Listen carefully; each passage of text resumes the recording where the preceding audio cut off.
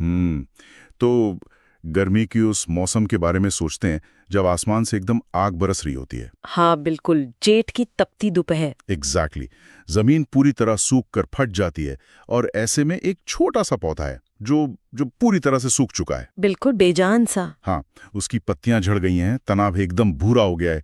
देखकर लगता है कि भाई इसमें अब कोई जान बाकी नहीं है, बस मिट्टी में पड़ी एक सूखी घास है। लेकिन फिर मौसम बदलता है। सही कहा।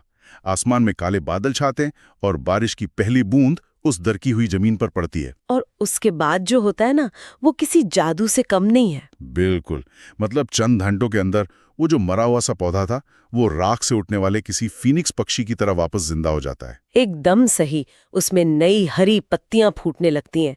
वो मौत को मात देकर, या कहें तो खुद को पूरी तरह से फिर से नया कर लेता है। और शायद प्रकृति के इसी चमत्कार को देखकर ही हजारों साल पहले हमारे प्राचीन ऋषियों ने इसका नाम पुनर्नवा रखा था। पुनर् यानी फिर से, और नवा यानी नया होने वाला। क्या बात है। एक ऐसा पौधा जो न सिर्फ खुद को बार बार नया कर सकता है, बल्कि जिसके अंदर इंसान के थके और बीमार शरीर को भी, मतलब उसे फिर से नया कर देने की ताकत छिपी है। उसे रिजुविनेट करने की ताकत। बिल्कुल। तो आज के इस गहन विश्लेषण में, या कहें इस डीप डाइव में, हम जिन स्रोतों को खंगाल रहे हैं उनका मिशन भी बिल्कुल यही है। हाँ, जिसमें प्राचीन ग्रंथों से लेकर आज के सबसे आधुनिक क्लिनिकल ट्रायल्स तक शामिल हैं। सही कहा। हमारा मकसद इस पुनर्नवा, जिसे आज के विज्ञान में क्या कहते हैं, उसे बोरहाविया डिफ्यूजा कहा जाता है। हाँ, बोरहाविया डिफ्यूजा। तो उसकी पूरी यात्रा को समझना है, क्योंकि ये कोई आम पौधा नहीं है।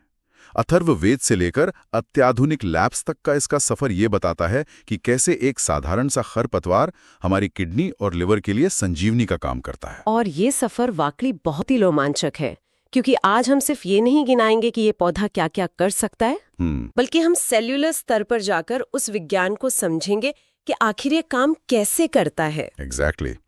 तो चलिए इसे थोड़ा सुलझाते हैं। आधुनिक लैब्स की बात करने से पहले ये समझना बहुत जरूरी है कि सदियों से हमारे पूर्वज इसके बारे में क्या जानते थे। बिल्कुल। मेरे मन में सबसे पहला सवाल यही आता है कि क्या वाकई में प्राचीन ग्रंथों में रास्ते के किनारे उगने वाले इस पौधे को इतना महत्व दिया गया था, या ये सिर्फ एक कहावत भर है? नहीं, ये कोई कहावत नहीं है। मतलब ये बहुत ही सटीक विज्ञान है। अगर हम अपने सबसे पुराने स्रोतों में से एक अथर्ववेद की बात करें ना, तो उसमें पुनर्नवा का बहुत ही स्पष्ट रूप से जिक्र है। इसे एक ऐसे पौधे के रूप में बताया गया है जो त्रिदोषघ्न है। त्रिदोषघ्न मतलब? अब ये त्रिदोषघ्न क्या है वो मैं बताती हूँ। आयुर्वेद के अनुसार हमारा पूरा शरीर 3 मूलभूत दोषों पर टिका है: वात, पित्त और कफ। अच्छा, हाँ, ये तो सुना है। जब ये असंतुलित होते हैं तभी बीमारी आती है। तो पुनर्नवा इन तीनों को वापस उनके मूल संतुलन में लाता है। मतलब ये शरीर के जो बेसिक फाउंडेशन है उसको ठीक करने का काम कर रहा है। बिल्कुल। और बात सिर्फ अथर्ववेद तक ही सीमित नहीं है। महर्षि चरक ने चरक संहिता में से वयस्थापन कहा है। वयस्थापन? हाँ, वय का मतलब है उम्र और स्थापन का मतलब है उसे एक जगह स्थिर कर देना। अरे वाह! यानी ये शरीर पर उम्र के असर को धीमा करने वाली एक एंटी एजिंग जड़ी बूटी है। इसके साथ ही चरक संहिता में से मूत्र विशोधन भी बताया गया है। मूत्र विशोधन मतलब यूरिनरी सिस्टम से जुड़ा हुआ कुछ? एकदम सही। इसका सीधा सा अर्थ है पेशाब के रास्ते और यूरिनरी सिस्टम की सफाई करने वाला तंत्र। ये सच में बहुत दिलचस्प है। मतलब बिना किसी एक्सरे या ब्लड टेस्ट के हजारों साल पहले उन्हें पता था कि ये यूरिनरी ट्रैक्ट पर सीधा असर करता है। हाँ, उनका ऑब्जर्वेशन बहुत स्ट्रांग था। मैंने ये भी सुना है कि जो सर्जरी के जनक माने जाते हैं, महर्षि सुश्रुत, उन्होंने भी इसके बारे में कुछ लिखा था। जी, सुश्रुत संहिता में महर्षि सुश्रुत ने इसे विदारी गंधादि गण नाम की एक विशेष श्रेणी में रखा है। अच्छा। ये उन जड़ियों बूटियों का समूह है जो शरीर की सूजन को कम करने का काम करती हैं। मतलब जब शरीर में फालतू पानी जमा हो जाता है, जिसे मेडिकल भाषा में एडिमा कहते हैं। एग्जैक्टली, एडिमा, तो ये उससे निकालता है। लेकिन यहाँ सबसे हैरान करने वाली बात यह है कि सुश्रुत ने बाकायदा ये नोट किया था कि पुनर्नवा शरीर से फालतू पानी तो निकालता है, लेकिन बिना जरूरी सॉल्ट्स को गंवाए। रुकिए एक मिनट, ये पॉइंट बहुत महत्वपूर्ण लग रहा है।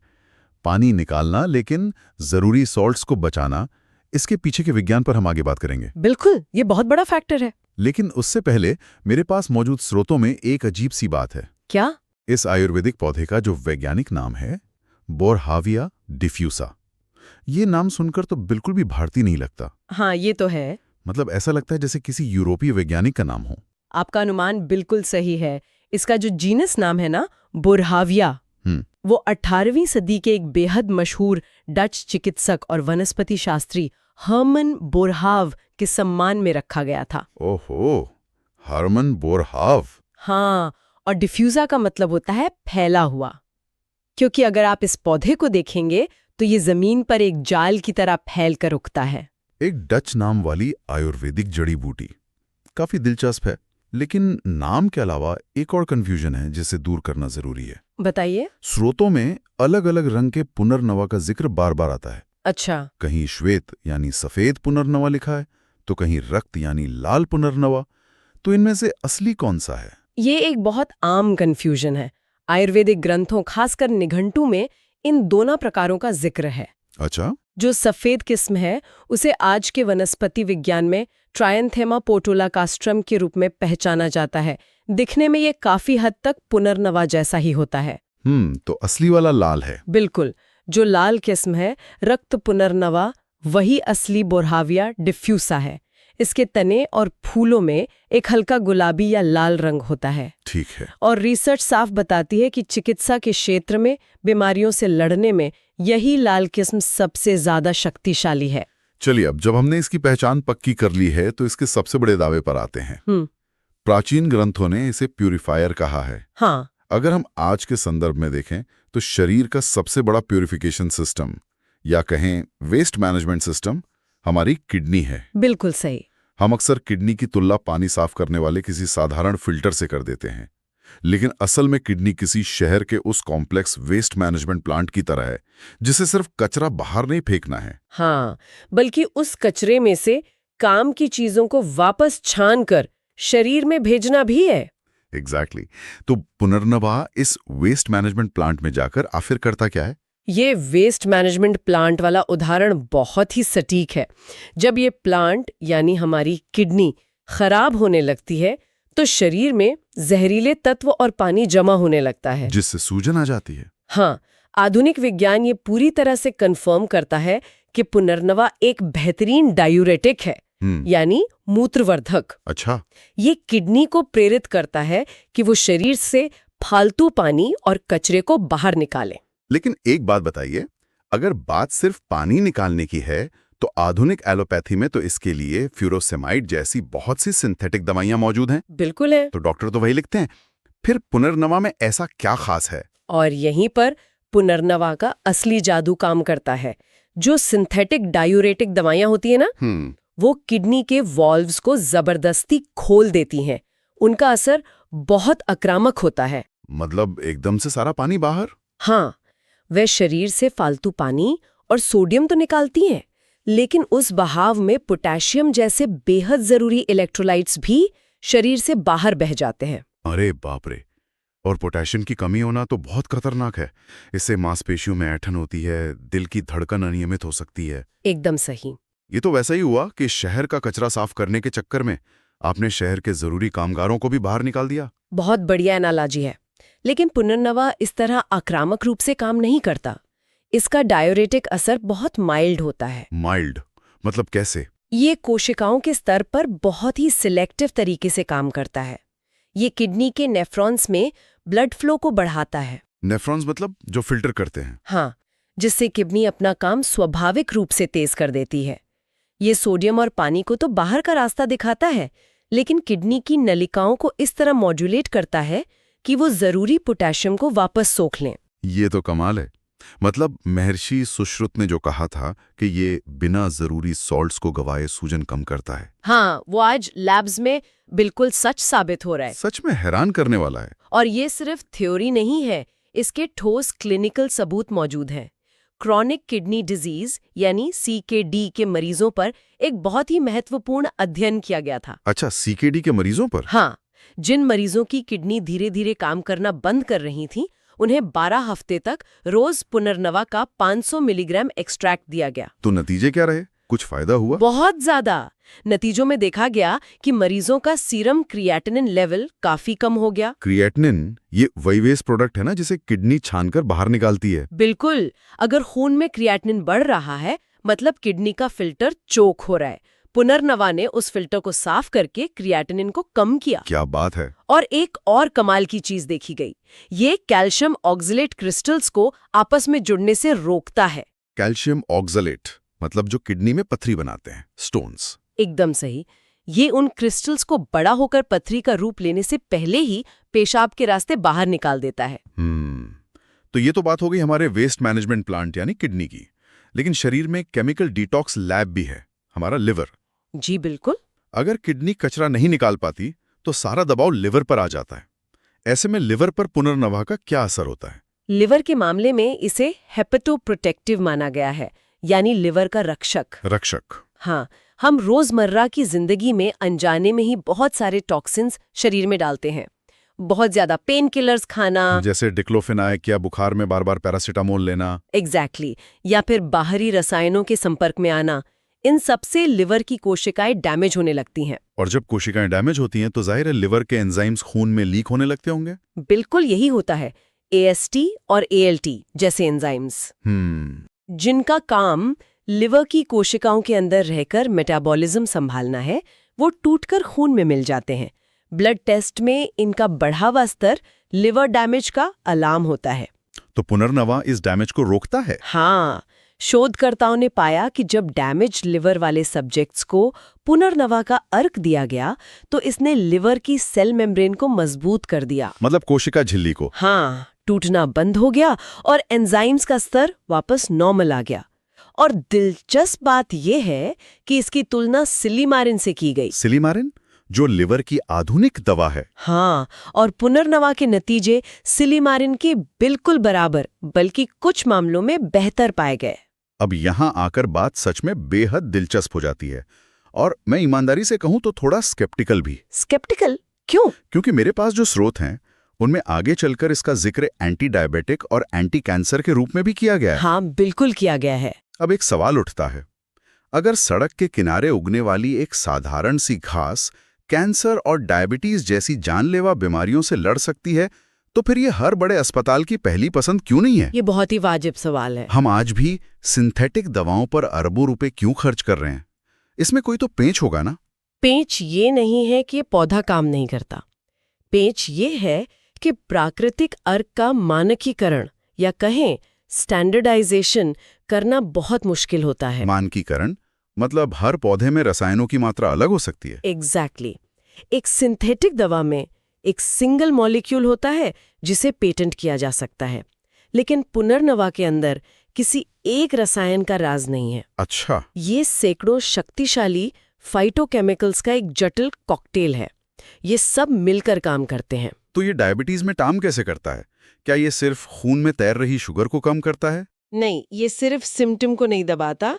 इसने ब्लड ग्लूकोज को कम किया और 3 महीने की शुगर का एवरेज बताने वाले HbA1c के स्तर को भी सुधारा। हाँ। लेकिन सबसे बड़ी बात जो शोध में सामने आई वो ये है कि इसने पैंक्रियाज की उन बीटा कोशिकाओं को रिपेयर करने में मदद की जो इंसुलिन बनाती हैं। अरे वाह, मतलब ये शरीर के अपने प्राकृतिक इंसुलिन उत्पादन को वापस जगाने का काम करता है। बिल्कुल।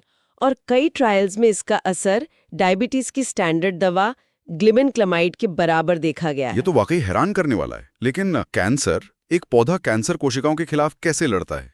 इसके लिए वैज्ञानिकों ने पुनर्नवा से कुछ बेहद खास मॉलिक्यूल्स अलग किए जिन्हें बोरेविनोन्स A से G और पुनर्नवीन कहा जाता है। पुनर्नवीन। जब लैब में ब्रेस्ट कैंसर की कोशिकाएं, जिन्हें MCF7 सेल लाइन्स कहते हैं, उन पर इनका परीक्षण किया गया तो क्या हुआ? तो पाया गया कि ये एंटी प्रोलिफरेटिव है।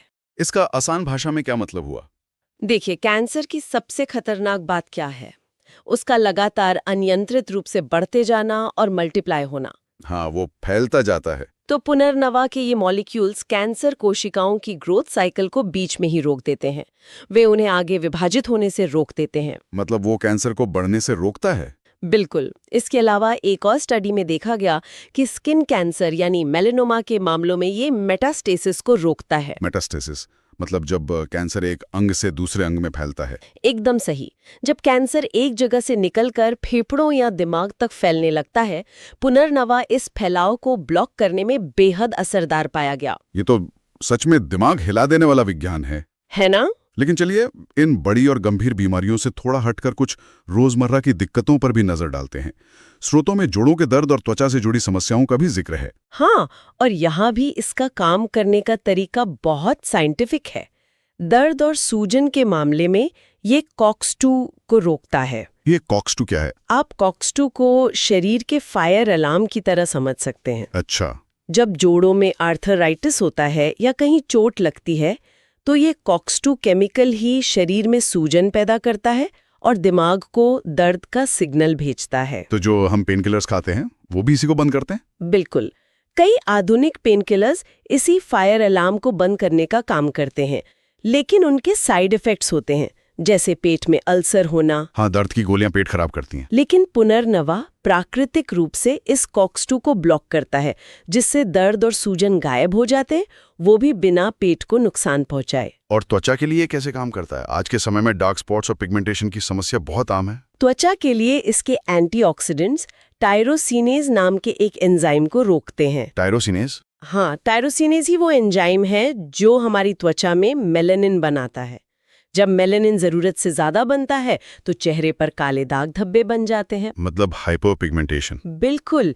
तो पुनर्नवा इस प्रक्रिया को जड़ से धीमा कर देता है, जिससे त्वचा भीतर से साफ और चमकदार होने लगती है। अब इतनी सारी जादुई खूबियां सुनने के बाद किसी के लिए भी ये सोचना बहुत आसान हो जाता है कि बस हर बीमारी का एक ही इलाज मिल गया है। हाँ, लोग अक्सर ऐसा ही सोचते हैं। मतलब एक जादुई गोली जो सब कुछ ठीक कर देगी। और इससे एक बहुत ही महत्वपूर्ण सवाल खड़ा होता है, क्या इस तरह की जड़ी बूटियों को कोई भी कभी भी और कितनी भी मात्रा में खा सकता है? ये तो बहुत जरूरी सवाल है। हमारे समाज में अक्सर ये मान लिया जाता है कि अगर कोई चीज आयुर्वेदिक या प्राकृतिक है तो वो 100% सुरक्षित है, कि उसका कोई साइड इफेक्ट नहीं होगा। ये एक बहुत बड़ा भ्रम है। स्रोतों में स्पष्ट रूप से कुछ मिथकों को तोड़ने की बात कही गई है। जी बिल्कुल। पहला मिथक तो ये है कि लोग मान लेते हैं कि पुनर्नवा खाने से फेल हो चुकी किडनी तुरंत और पूरी तरह से नई हो जाएगी। ये एक बहुत ही खतरनाक और भ्रामक सोच है। वास्तविकता ये है कि पुनर्नवा किडनी के स्वास्थ्य को सपोर्ट करता है। ये शुरुआती स्टेज में डैमेज को पलट सकता है।